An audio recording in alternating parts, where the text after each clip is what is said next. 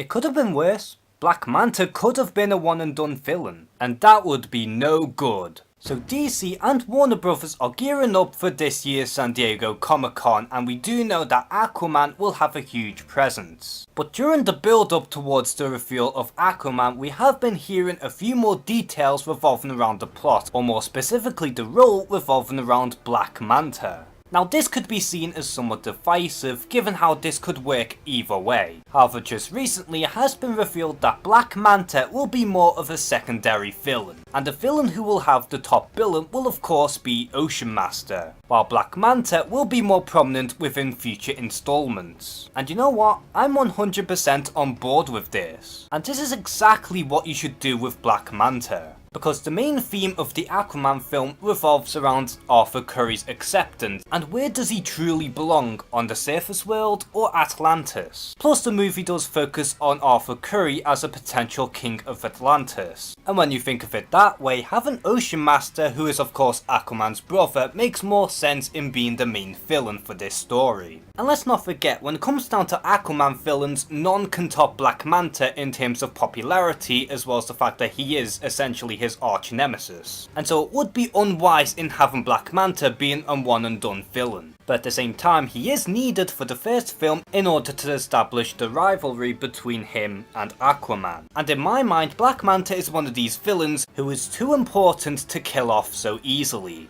Now this may be the fact that I don't know too much about Aquaman and his rogues gallery, but from what I can understand, Aquaman doesn't have that many memorable villains, outside of course Black Manta and Ocean Master. And so if the movie was to have both Black Manta and Ocean Master being the main villains at the same time, then who is Aquaman going to face off next other than, let's say, King Shark for example? Because if you're going to use both of Aquaman's biggest enemies, then the choices on who's going to be the next big villain will be extremely limited.